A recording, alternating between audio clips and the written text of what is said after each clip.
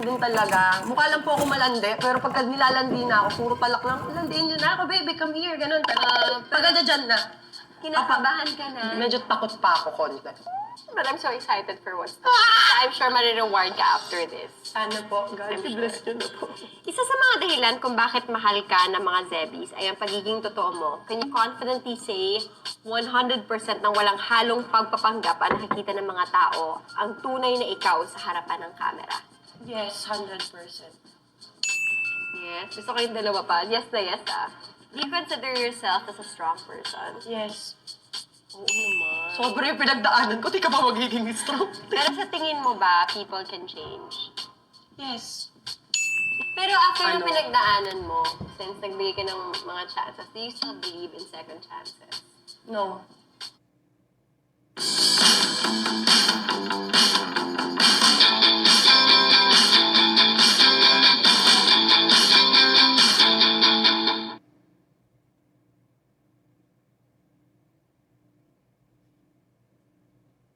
Did somebody say, still ding dong, ring it in ding ding dong, still.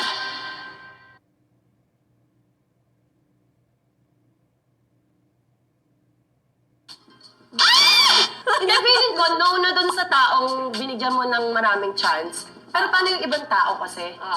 In general to, kapag ka paano yung iba, nagbibigay talaga ako ng maraming chance eh. Pati sa friends, family. Hindi, pero naniniwala ka ba na kapag nag-cheat na sa'yo yung tao, first time, dapat mo pa rin patawarin? Ngayon na pagdaanan mo. No na. So once a cheater, always a cheater. Oo, ngayon ko na nasabi.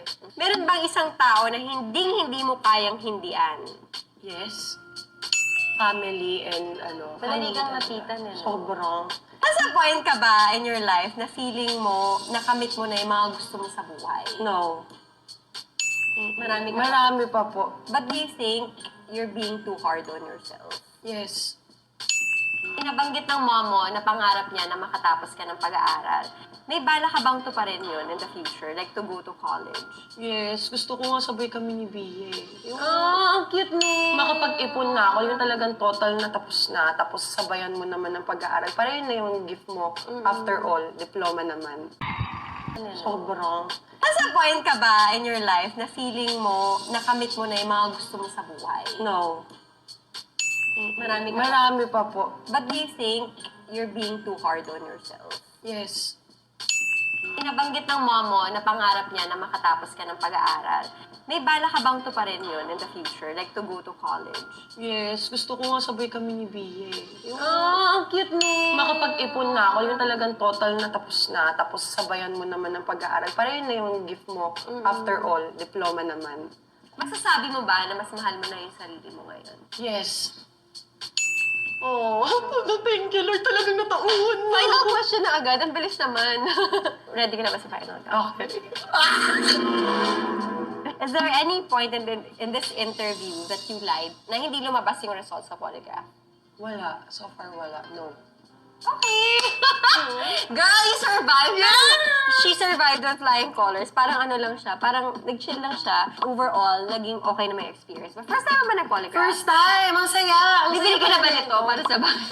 Thank you so much, Thank you Claire, po. ha? Thank you so Thank much you, for Ate guesting Bea. again. Abangan nyo rin ako sa vlog ni Zina. Is there Yes. anything that you want to promote? Please watch the vlog ni and Ate Bea sa channel ko.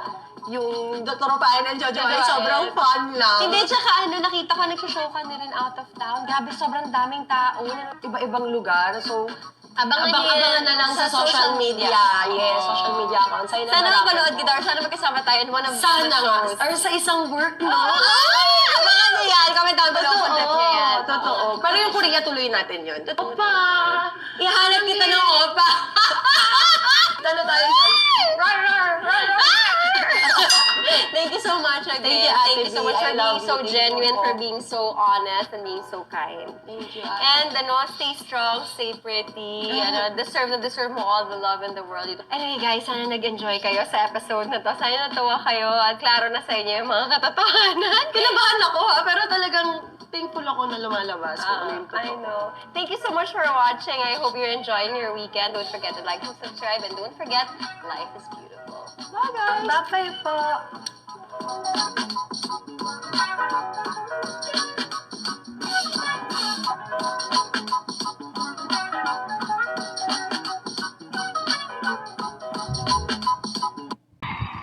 Yes.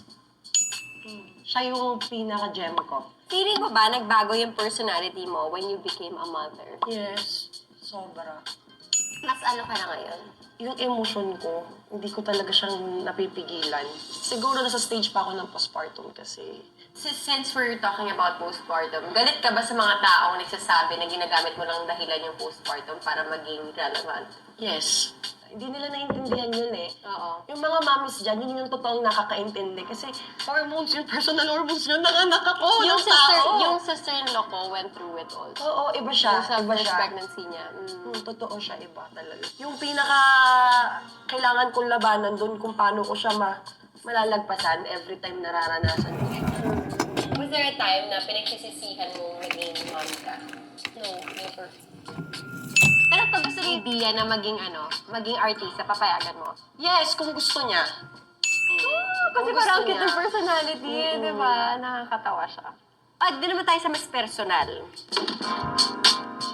totoo ba na scripted ang lahat na nangyayari sa buhay mo ngayon? No. Ayan na, lie detector test na to. I mean, polygraph testing legit. Sana po scripted na lang. Sana ginandaan ko yung story ng life ko. You enjoy dressing up as a Disney princess. Recently, I saw your vlog mo with Bia's first birthday party na you dressed up as Belle. Despite everything that you have experienced so far, do you still believe in happily ever after? Yes, in the right time. Yes. So, bukas ka? Bukas ako, Kasi hindi di ba yung ako- iba, pag may matinding pinagdadaanan, sinasabi, ayoko na ma-in love. Ngayon sinasabi ko yan, ayoko talaga ma-inlove, pero dadating yung time na Pero hindi mo bata ko sinasara. eh. Oo, hindi mo sinasara. Hindi ko sinasarado yung isip ko na dapat wala. Kasi kawawa yung ibang taong madadamay. Pero kung may in love ka ulit, ano yung hinahanap mo na sa susunod mong partner? Yung kaya kong respetuhin, tsaka tanggapin kami ng mga anak ko. Yun na. Kahanap ka na ba ulit ng gwapo? Gusto ko na matry. Char! Totoo, di ba? Gusto ko matry. Gusto mo matry yung gwapo? No, yes. Kaya ang dami-dami gwapo dyan. Oh, Hindi mo na pinapansin, mo yung mga celebrities. Oo, hindi. Kasi ako namamansin din talaga. Mukha lang po ako malandi, pero pagka nilalandi na ako, puro palak lang, landiin niyo na ako, baby, come here, ganun. Pagka dyan na, Kinakabahan ka na. medyo takot pa ako konti. But I'm so excited for what's to come. Kasi I'm sure marireward ka after this. Sana po, God bless you na po. Isa sa mga dahilan kung bakit mahal ka ng mga Zebbies ay ang pagiging totoo mo. Can you confidently say 100%